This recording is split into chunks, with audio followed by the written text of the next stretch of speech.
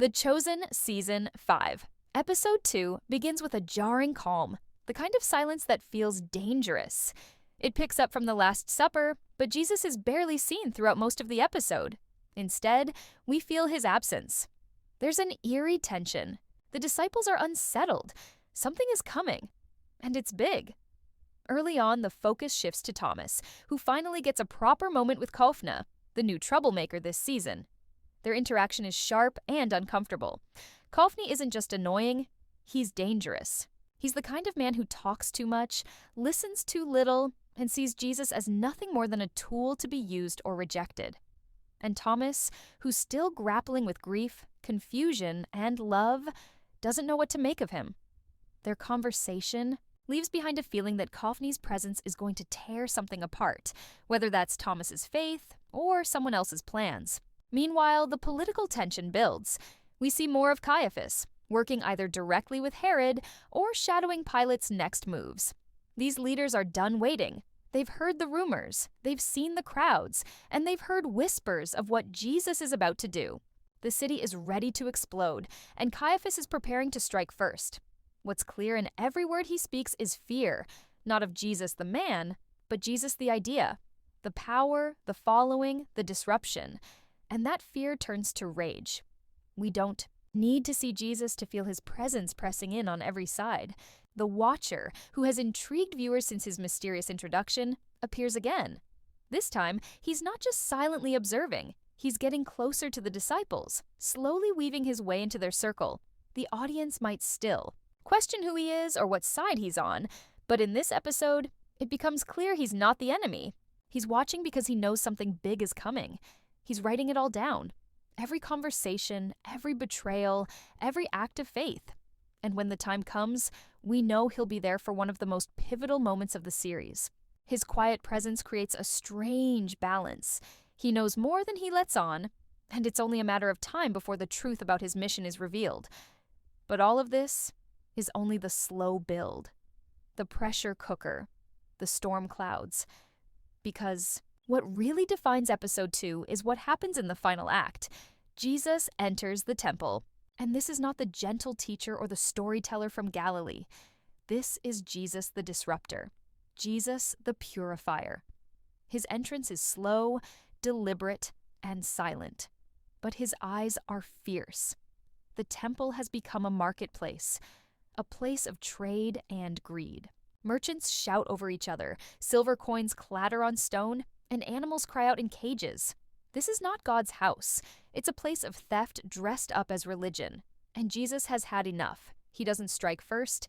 He speaks. His voice cuts through the noise, calling out the hypocrisy, the deception, the corruption. But the merchants laugh. The Pharisees ignore him. And something snaps. Jesus lifts his whip, not as a weapon of war, but as a tool of judgment.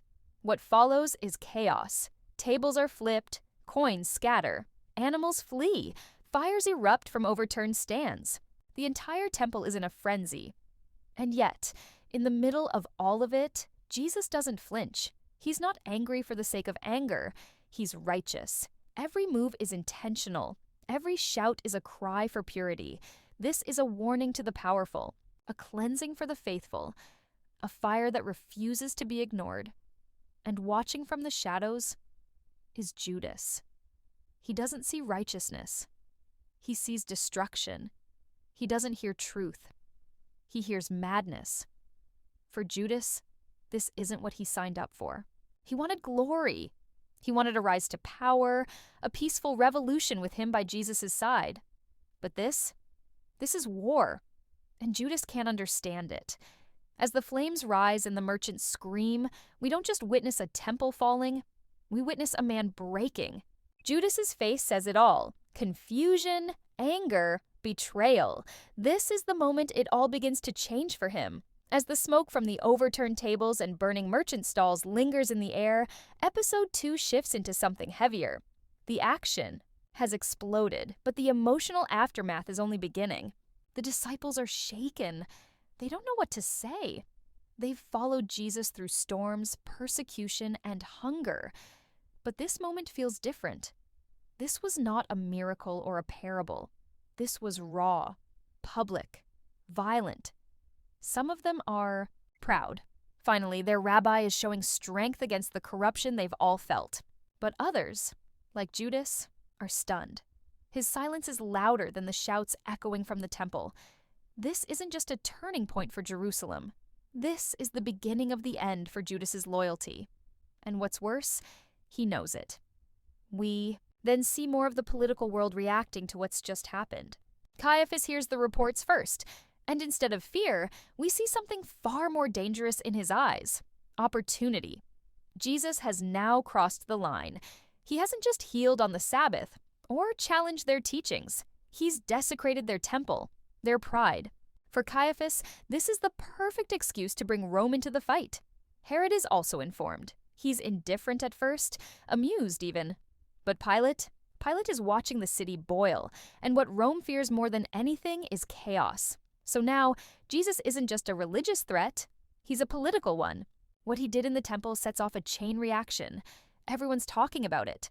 From merchants and townspeople to soldiers and scribes, rumors spread like wildfire. Some calling him the Messiah, others calling him mad. In the midst of the chaos, we catch a glimpse of Mary, quietly watching from afar. Her expression is unreadable. It's not shock or anger.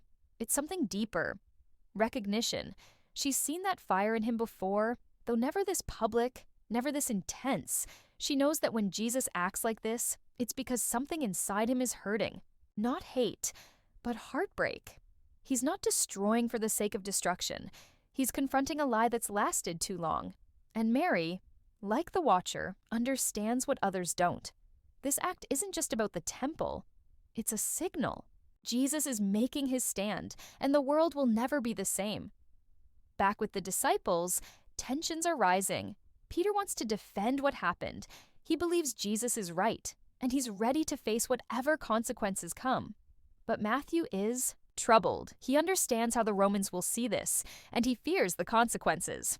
John and James are somewhere in between, unsure how to process what they've just witnessed. And then there's Judas, still silent, watching, thinking. We begin to see how distant he's become from the others. He doesn't share their hope. He's calculating now, observing every step Jesus takes with a mix of doubt and frustration. The gap between him and the rest is widening, and fast. Then comes a quieter moment. Jesus finally meets with the disciples again, and the room feels tense. He doesn't apologize. He doesn't explain himself. He simply speaks the truth, that the temple had become a den of thieves, and it was time to make it right. Most of the disciples nod, still unsure, but willing to follow. But Judas? His eyes never meet Jesus's. He stares at the ground. His silence speaks louder than any words. And this is the brilliance of the episode. No betrayal is shouted, no line is crossed yet. But you can feel it building. The audience knows what's coming. And that knowledge adds weight to every small glance, every subtle hesitation. The Watcher appears once more, scribbling notes, watching the group. But this time, he looks at Judas longer than the others, almost like he knows. He's not intervening, but he sees it happening. And so do we. The episode is no longer just about the cleansing of the temple. It's about what that cleansing begins. A fire has been lit, and not just in the streets of Jerusalem, but in the heart of one of Jesus's own followers. A fire of doubt, disappointment, and disillusionment. Judas doesn't want to betray Jesus yet, but after what he witnessed, something inside him begins to crack, and the rest of the season will only push him closer to the edge. In the aftermath of Jesus' shocking confrontation at the temple, everyone is reacting, but not everyone is reacting out loud. Some responses are public and angry. Others are quiet, dangerous, and growing. Judas's silence now feels suffocating. He walks with the disciples, but he's already started to drift in a different direction. And the audience can feel it. He's not just confused anymore. He's disappointed. The man he believed in, the leader he thought would take control with strategy and grace, just burned down part of the most sacred place in their world. To Judas, this isn't leadership. It's lunacy. He's still following Jesus. But now, He's also watching him. The political world, however, is no longer content to just observe.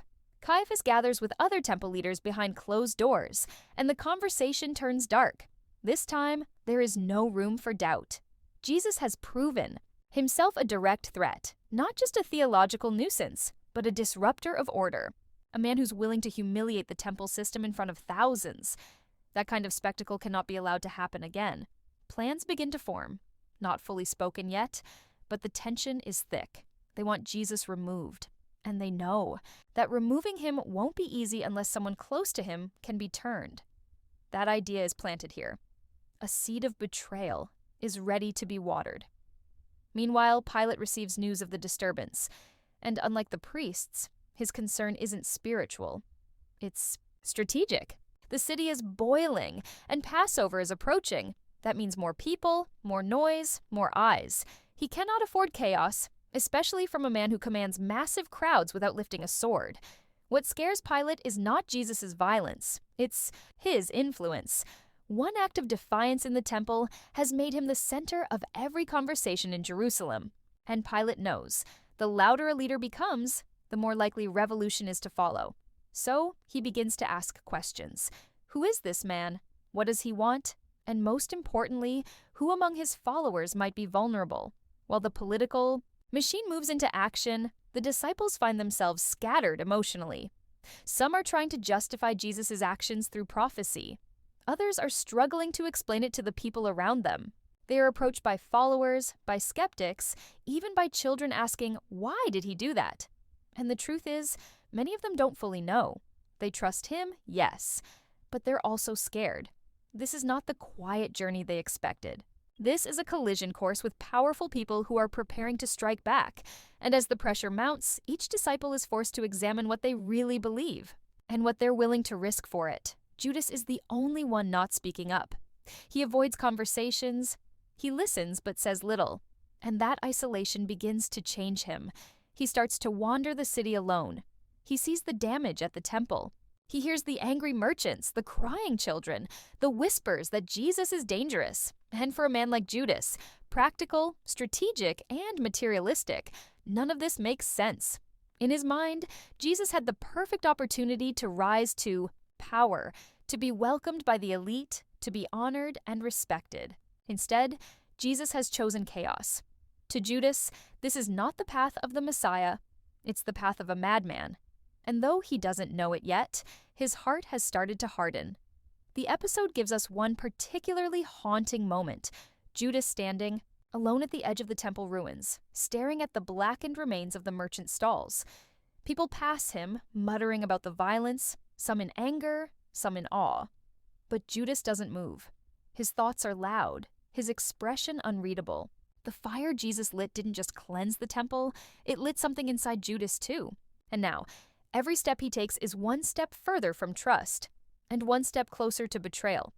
What makes this episode so devastating is that we, the audience, already know what's coming. We know where Judas is headed. But watching him slowly break step by step is almost worse than the final act because we understand him. We see his struggle. He's not evil, he's lost. He's desperate for order, for control, for a leader who fits into his worldview. And Jesus is refusing to be that leader. That tension between what Judas wants and what Jesus truly is becomes the heartbeat of the episode. And it won't stop until that heart finally breaks. Judas, more than anyone, is beginning to believe that what comes next might destroy everything. We see him listening more closely now, not to Jesus, but to those around him.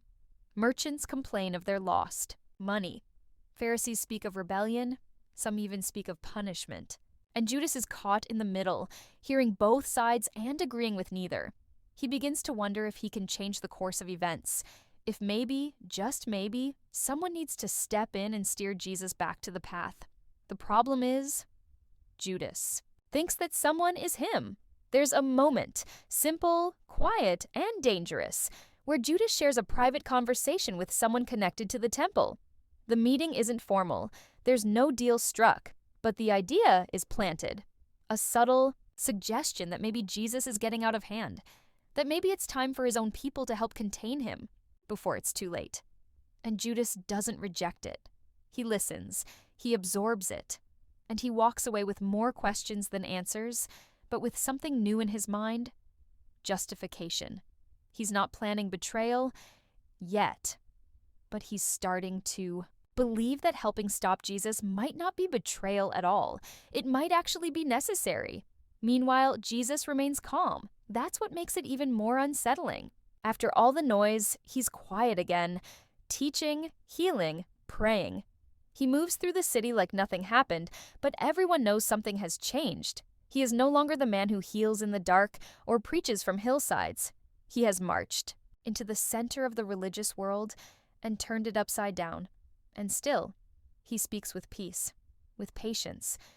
But behind his eyes, there is a deep sadness, a knowing look, like he can already feel the knives being sharpened, like he's already heard the sound of silver in someone's hand. Peter and the others try to recover their sense of purpose. They speak with followers, try to explain Jesus' actions with passion in Scripture. But they're not just fighting for the crowds anymore, they're fighting their own fear. Because now they understand that the road ahead is not filled with glory, but with conflict. And every time Jesus preaches, someone in power takes notice. Every time he heals, the pressure grows heavier. The city is watching him. The temple is preparing for him. And Rome is waiting for the excuse to crush him. Mary Magdalene, always observant, begins to worry, not just about Jesus, but about the group. She sees how the disciples are fraying, how doubt is creeping in, how some, like Matthew and Nathanael, are retreating inward, and how Judas is growing colder. He smiles less. He speaks less. And when he does speak, there's a sharpness to his words that wasn't there before. Mary knows something is wrong. She doesn't confront him, not yet, but she's watching. And in her silence, there's fear. Not just for Jesus, but for what one broken heart among them could do to the rest. The Watcher makes another brief appearance. This time, in a shadowy corner as Jesus teaches a small group. He's not writing anymore. He's just watching, listening, almost reverent. But when Judas walks by, he glances at him. Just a glance, but enough to send a chill down the audience's spine, because everyone knows what's coming. And now, the Watcher knows too. This episode doesn't rely on more explosions or confrontations to keep the tension alive. It breathes in the aftermath. It lets the silence become louder than any shouting.